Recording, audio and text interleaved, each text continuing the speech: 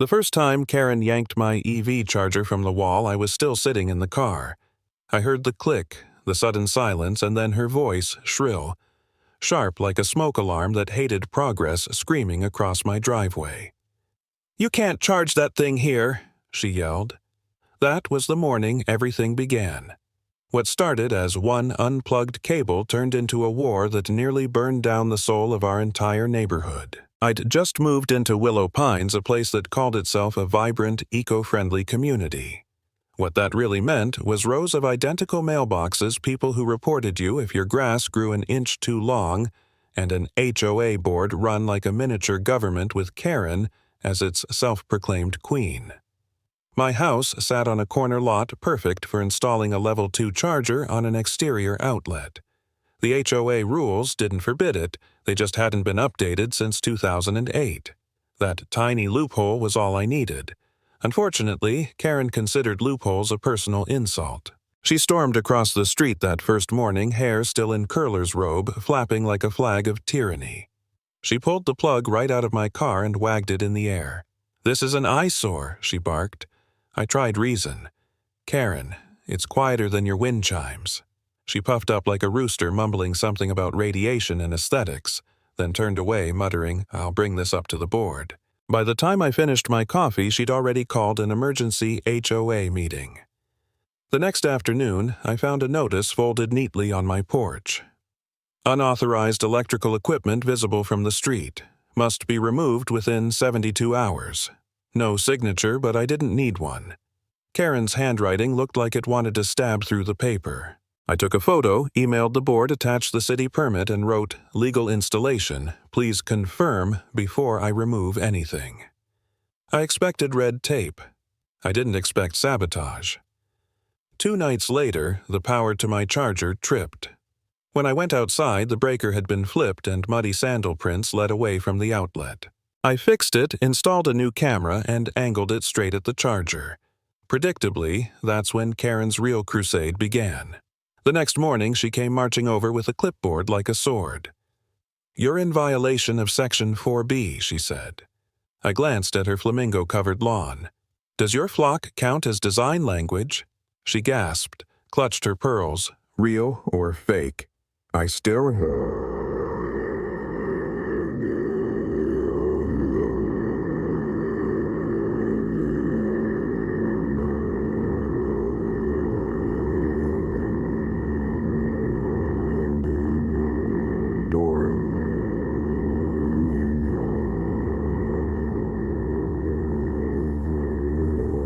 That night, the camera caught her red-handed literally unplugging the charger again, wrapping the cable around my mailbox like some bizarre Christmas decoration.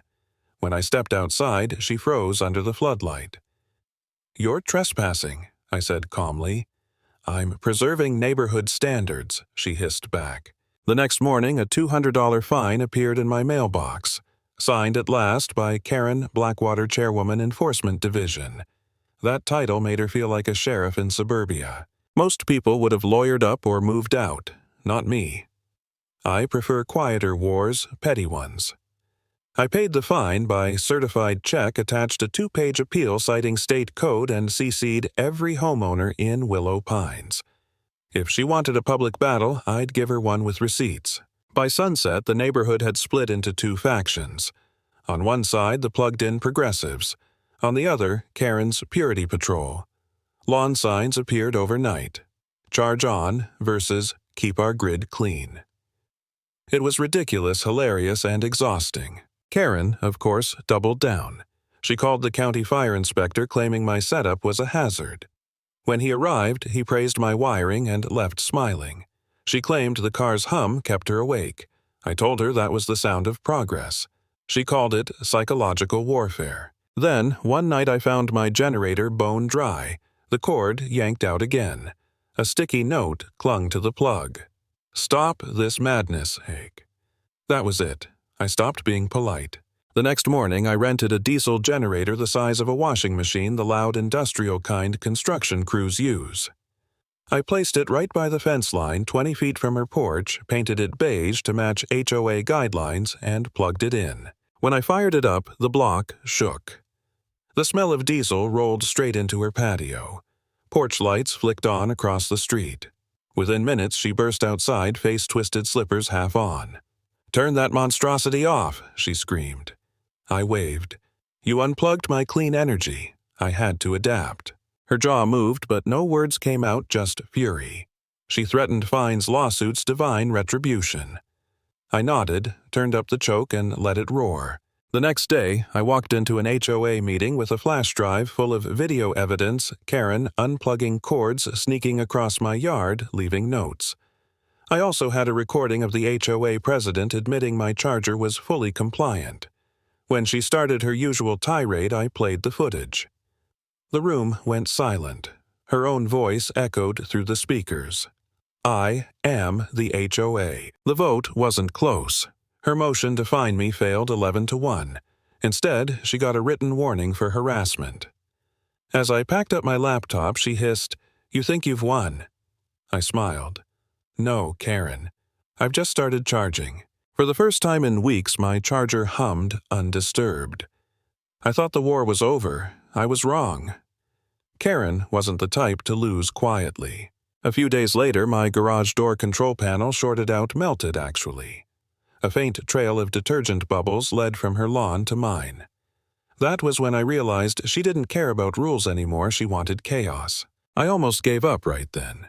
I remember standing in my dark garage thinking, maybe she's right. Maybe I'm just provoking her. Maybe I should unplug it and move on. But then I saw the empty spot where she'd slashed my charger cord again, and something inside me hardened. If she wanted escalation, I'd bring her justice on record in front of everyone. I called Dempsey, the HOA president, and demanded a vote for a new rule. Tampering with private property or utilities results in immediate suspension of HOA privileges. He sighed, but agreed. The meeting was set for Friday night. By the time we gathered, the parking lot looked like election night. Everyone came. Karen strutted in wearing a floral blazer that could blind satellites. I walked up with my evidence ready. "Point of order," she shouted the second Dempsey spoke. "This is defamation, Karen," he said. "Sit down." I hit play. The first clip, her unplugging my charger at dawn. Laughter rippled. The second, her sneaking with a flashlight wrapped in red film. Gasps. The third, her spraying my garage with detergent bubbles. Silence. When it ended, I said, "I'm just asking for accountability." Dempsey cleared his throat. Vote to suspend. 9 hands rose. 2 didn't. Karen's voice cracked as she yelled, "I am the HOA." "Not tonight. You're not," Dempsey replied. She stormed out, papers spilling like snow. For a moment, I almost felt sorry for her. Almost. But Karen wasn't finished. She went underground. Fake flyers, anonymous complaints, forged HOA notices. She turned bureaucracy into a weapon. Then she escalated again, this time physically. My camera caught her loosening the ground wire on my charger in the middle of the night. I tightened it, sent the footage straight to the sheriff. Deputy Dawson arrived at dawn, tired but amused. "She's unraveling," he said. "But don't underestimate her." He was right. A few days later, I woke to the smell of diesel again, but not mine. A small, punctured canister sat behind my hedge, leaking fuel into the soil. She'd started poisoning the ground. That was the breaking point. The sheriff's department collected samples, photographed footprints, small, cracked-soled sandals. It wasn't just paranoia anymore. It was criminal. The story spread fast. Neighbors who once sided with her now whispered apologies. The HOA chat exploded with messages like, "She's gone too far."